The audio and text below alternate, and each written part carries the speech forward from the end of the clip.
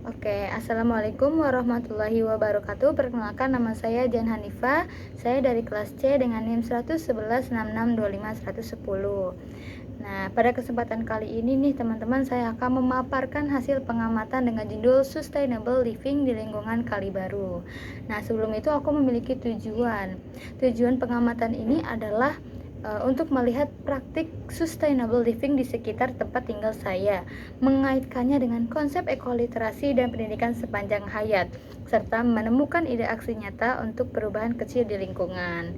Nah, setelah ini ada foto saya teman-teman sedang mengamati sampah-sampah yang sedang berbauran. Nah, foto yang saya amati menjadi dasar observasi saya untuk meninjau sejauh mana masyarakat di sekitar lingkungan saya menerapkan prinsip keberlanjutan dalam kehidupan sehari-hari. Nah, di sini ada pertanyaan pemicu dan dengan ini kita akan membahas seberapa berkelanjutan praktik hidup di area tempat tinggal saya.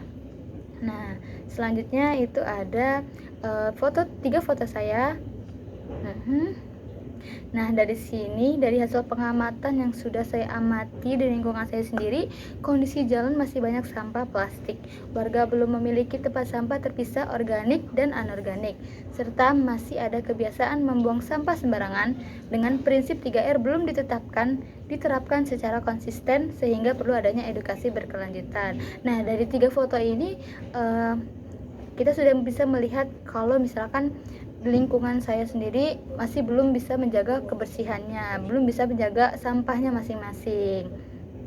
Nah, setelah itu ada ini udah sustainable ya.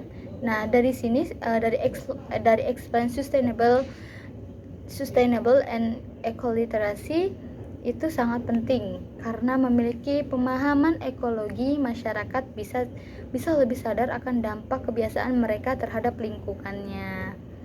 Nah, dari sini juga ada peran PSH, pendidikan sepanjang hayat dalam kesadaran dan aksi kolektif.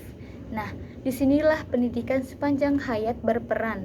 Edukasi tentang lingkungan tidak bisa berhenti hanya di sekolah saja teman-teman, tetapi perlu diteruskan di masyarakat, misalnya melalui gotong royong, sosialisasi, dan pelatihan daur ulang.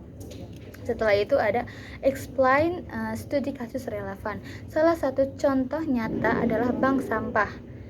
Nah, kenapa melalui program ini warga belajar memilah dan menabung sampah rumah tangganya masing-masing. Selain mengurangi sampah, program ini juga menumbuhkan kesadaran serta nilai ekonomi baru. Nah, setelah itu ada explain lifelong learning menghadapi krisis ekologi dan perubahan iklim. Nah, dari sini juga kita bisa melihat dari isu lingkungan terus berubah seiring waktu. Jadi kita juga harus terus belajar. Pembelajaran seumur hidup membantu masyarakat beradaptasi perubahan iklim dan pola baru. Nah, yang ketiga itu ada setiap individu punya peran penting untuk menjadi agen perubahannya sendiri. Nah, dari sini saya elaborat dulu atau pengembangan analisis dan ide aksi. Nah, dari pengamatan ini bank sampah juga mencerminkan prinsip positive education dengan PERMA ya. Warga merasakan emosi positif karena lingkungan lebih bersih, ada keterlibatan lewat partisipasi, hubungan sosial makin kuat, ada makna dari menjaga lingkungan dan pencapaian hasil nyata. Sebagian juga ide aksi yang mengusulkan kegiatan peduli sampah setiap minggu untuk memperkuat budaya hidup berkelanjutan. Nah, dari sini kegiatan bank sampah menunjukkan penerapan nilai positif education dengan PERMA. Di sini saya sudah menjadi satukan paragraf ini yang menyangkutkan dengan PERMA, teman-teman. Nah, yang di sini ada evaluasi dan atau refleksi. Hal yang paling mengejutkan merefleksikan apa yang paling mengejutkan dari temuan Anda.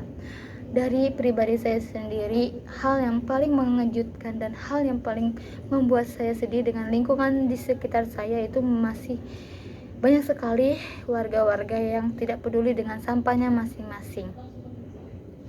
Dan yang paling mengejutkan juga betapa besar dampak tindakan kecil terhadap lingkungan. Proses belajar ini juga mengubah cara pandang saya bahwa sustainable living tidak dimulai dari hal besar, melainkan dari kebiasaan sederhana. Nah, dari sini kita dapat belajar kalau misalkan kita harus meninjau atau bisa lebih peduli kepada diri kita dulu terlebih dahulu sebelum ke lingkungan kita. Bagaimana kita menyadar diri kita untuk menjaga kebersihan diri kita sebelum ke kebersihan lingkungannya gitu. Jadi kita harus melihat gitu bahwa kita nih memiliki dampak yang besar. Dari tindakan kecil pun kita memiliki dampak yang besar, teman-teman. Nah, jadi dari sinilah pengamatan saya sudah selesai. Jadi kesimpulannya ini adalah kita harus menjaga kebersihan kita masing-masing. Yang pertama ya teman-teman, kita harus melihat dampak kedepannya untuk bumi atau untuk dari sekitar lingkungan kita itu seperti apa. Dari dampak-dampak kecil yang sedang kita perbuat, dampak-dampak yang tidak pernah kita sadari itu bisa menjadi dampak yang lebih besar untuk masa yang akan datang, teman-teman.